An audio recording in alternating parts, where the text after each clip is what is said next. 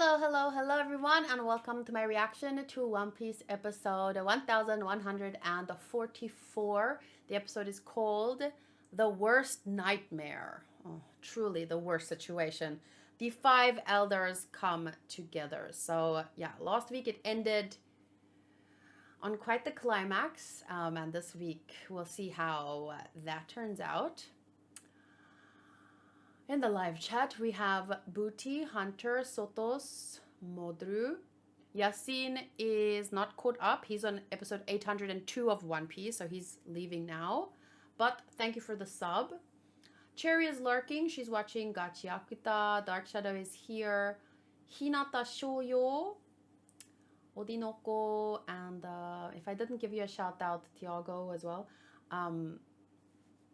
I still appreciate your presence, and to everyone watching back on YouTube, thank you for being here. Let's have some fun.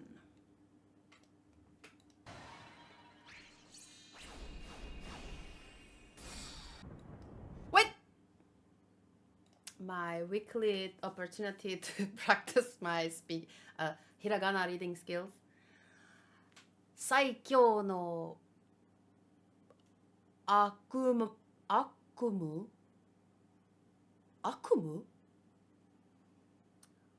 Gorosei 集結悪夢 In my mind I was thinking no, it should be Akuma, but I guess Akuma is like a monster or a demon, and Akumu is a nightmare.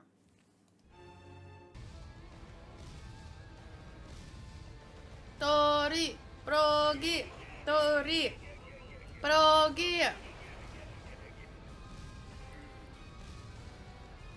Whoa! That looks so cool!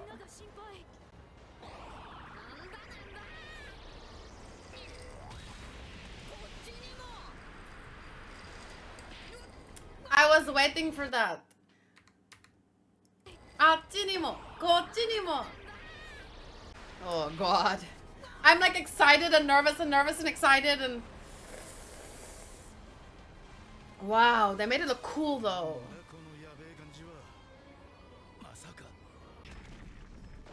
Wow, look how pretty. How can something so evil look so good? Wow, pink and the blue and the purple and the...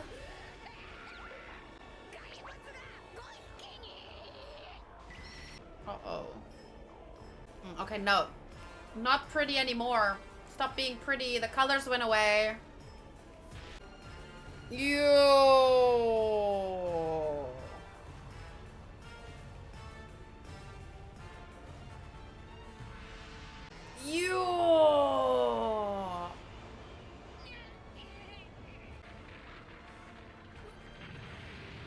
Oh.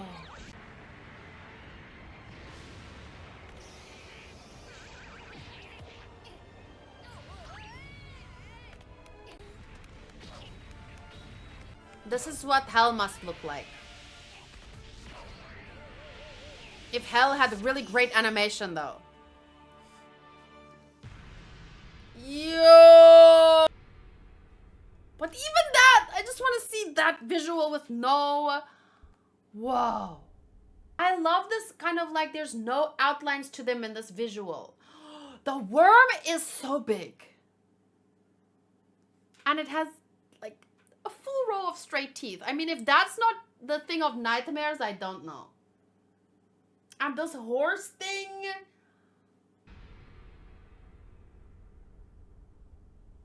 Ew. That is a wow visual.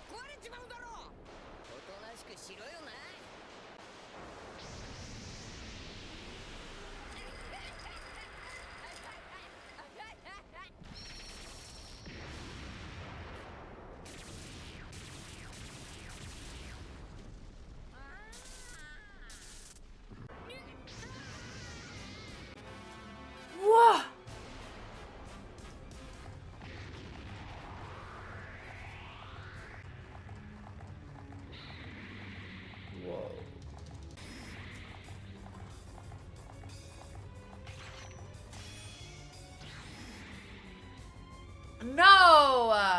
Why the white cloud?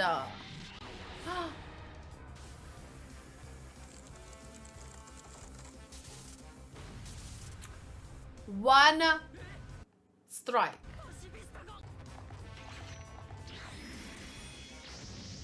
Oh, it's like steam or something. But man, the white clouds now remind me of one thing, and the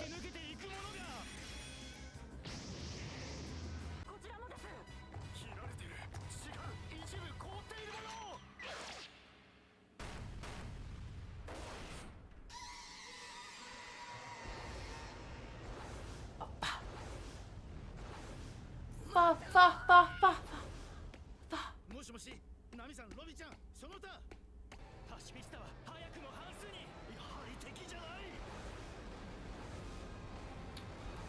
It's not your enemy, or it's the main ultimate.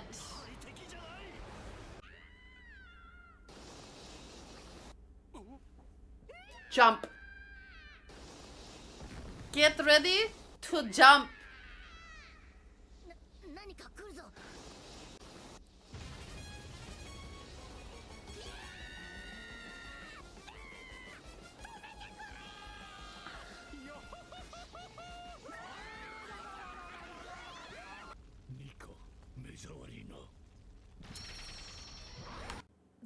That's you. No, Nika, you.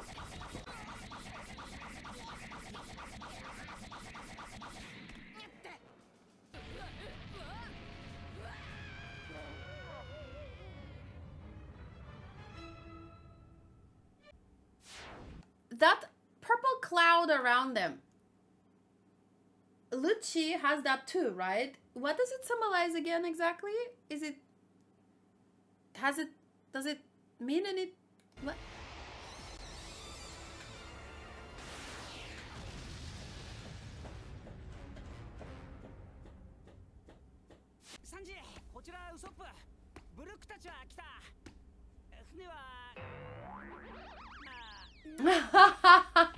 He stopped it with the Midori Boshi Gross star.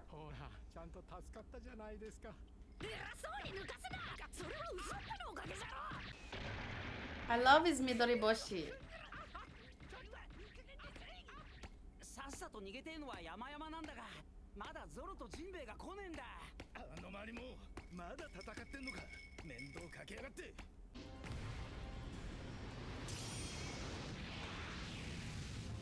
Have we seen...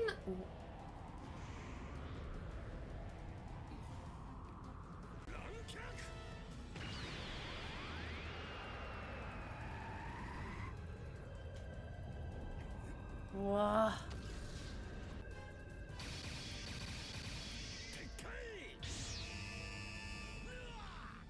Yeah.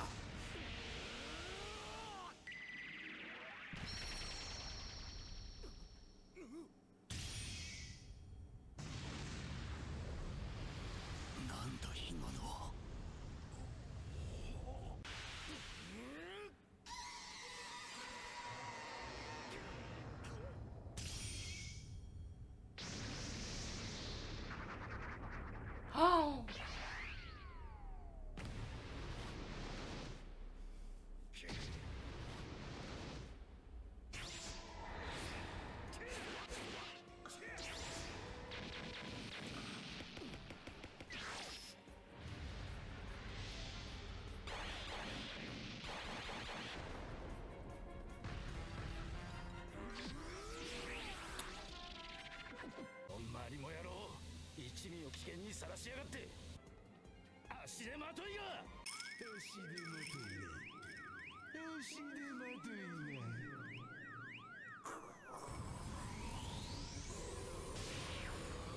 I want to freaking say, Sanji, you just focus on getting to where you need to be.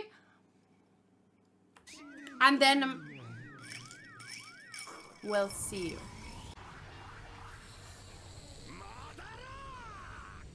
Yo.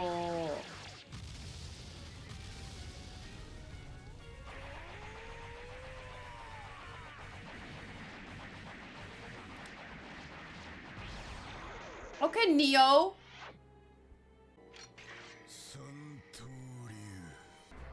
Zoro got annoyed. It's like, I'm done now. I'm done.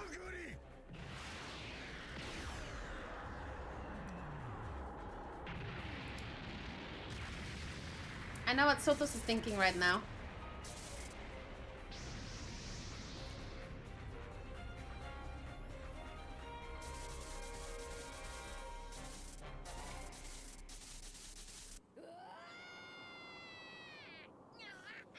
Daddy, I'm sorry. Daddy, Daddy, what?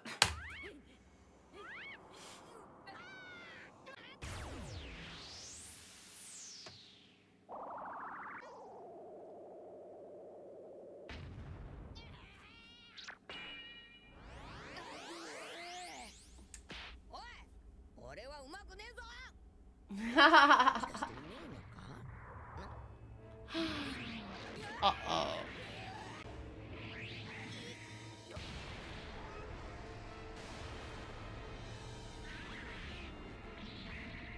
Oh, ow. Oh my god. Kunyaro! And that's the end of One Piece, guys. It's been a nice 1,144 episodes. But that's how it ends. A moment of silence.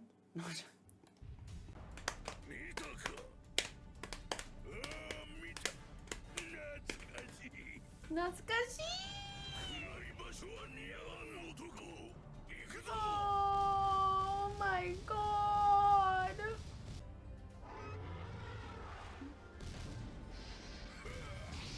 Whoa.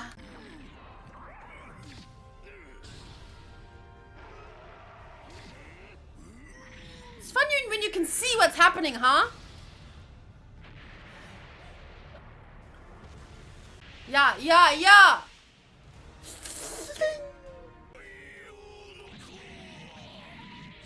Whoa!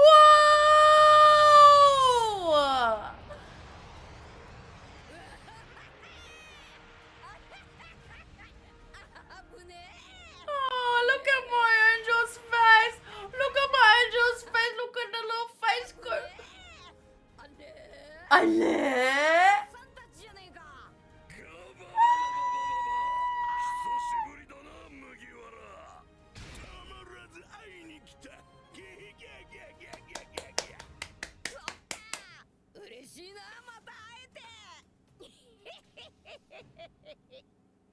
Oh, look at the little face. It was over. There was so much going on, but it was over too soon. I choked. Too much excitement. Mike says it's very satisfying to see the elders get their butts kicked. Well, seeing the worms sliced in two, that definitely was satisfying. I would say the majority of the episode for me was a 10 out of 10. But, okay, so recently I went to the cinema to watch Demon Slayer. And there was about 6 or 7 trailers before the movie. One of them being Avatar, and that looked amazing, and I can't wait to watch that. But the other one being a trailer for Tron. And that did not pique my interest. There was a lot of lights and lasers and green and red. And beyond that, okay, you can do a laser light show. That's cool. But laser light shows are like fireworks in a way. You know, you look up and you're like, ooh, ah, wow, and then it's gone. So it's like, it's nice for a while, and there's nothing wrong with that, but it wasn't my favorite. Let's just say my favorite scenes did not involve any of the laser effects. I know it's not literally lasers. I know what it's supposed to represent. They're going really, really fast. Speed of light and whatnot. But all I'm saying is that if I take that out, the episode would actually be better for me. Like, it adds to the scenes and extends the scenes, but at the end of the day, it's just lasers. And I think a lot of the other visuals were much, much more impressive and amazing to see. But I do understand the reasons. It's just a taste thing. It's not really... Like, a lot of people can watch Ping Pong the animation, and maybe they don't like Ping Pong the animation, but I like Ping Pong the animation. It's a stylistic, personal opinion, effect choice, art. So Modru said earlier that there were some toys announced for the Gorosei, these monster forms, right? And I think that's, first of all, it's fun in the sense where they also had this emu toy, and people started taking pictures of it in crane machines, and Oda started posting pictures with this emu doll, and it was really funny. And I really like that they're also making the Gorosei toys, because in a sense, you are making light of something, like, I'm thinking too deeply about it, probably, but I just feel like, it's like, remember in Harry Potter when no one wanted to say Voldemort's name, but then if you take, then Hermione said this quote about fear of the name only increases fear of the thing itself. So, like, if you say the name, you take away some of its power, right? So for me, the Gorosei represent something. That's my personal interpretation. It represents something very real in the world. And by making them something as big and crazy as this concept of Emu and the Gorosei, by making them toys, it's like saying Voldemort's name, but even further. Like, the way to take power away from tyranny is to mock it. Pretty much. So I absolutely love that they're making these crazy characters with these crazy powers that are literally puppeteering the whole world for who knows how long in the story. They're making them toys for children, which is so fitting. Tyrants are more powerful in your mind than in reality. Yes, like, make light. It's like the googly eyes thing all over again. Like, there's another show that does that where... Isn't there another show that takes scary things and then turns them... Someone has that power. They take a scary thing and then they... Oh, wait, that's also in Harry Potter where the scary boggart becomes your worst fear. And then you like, ridiculous! And then it becomes a silly thing. It's kind of like that. I love that. It takes away it's the fear aspect because you're making a joke about it. Jujutsu Kaisen's mangaka drew the One Piece TCG card for art for all the Gorosei. That is so cool! Guys, I still have some One Piece card packs that I overpaid for. Because I bought them at a card shop in South Africa, and they make it 3 times the price than I could get it online. So I'm not going back to the card shop, sorry to say. I'm just going to buy them online. Although I think the ones online are probably not translated cards, but I don't care. I don't mind having the Japanese cards. So anyway, I have a ton of packs that I still need to open. But I want to do a proper video, and I want to collect more. And I want to, like, find a good way to keep all my stuff, because I'm really into the TCG stuff. But mainly for One Piece and Pokemon. Can't buy for everything, because then it's tough to keep track of.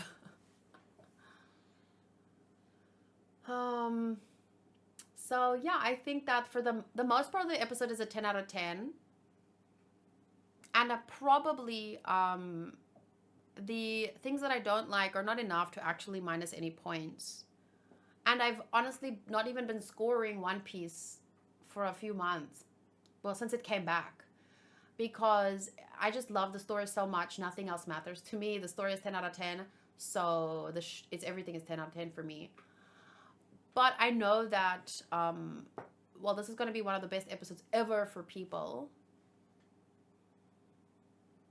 But I've only seen One Piece once in my life. So one day I'll rewatch it with my kids, and then I'll make a list of like my top 10 episodes or something. This one was super great. But it's tough to say because there's so many things. What weighs the most heavy for you? Is it story stuff? Is it character stuff? Is it visuals? Like when you're making your decision for your top 10 episodes of a show, it's tough. Because one of my top 10 episodes would definitely be, remember that episode where Jinbei and Luffy had to do like a blood transfusion? But that's very personal to me, like the meaning behind that scene and stuff. So that would be one of my top 10. It might not be the best visually like this, but like, do you remember what was happening when Luffy met the Giants for the first time? They were fighting each other. They were on an island. I remember the goldfish attack. I love the sovereign attack.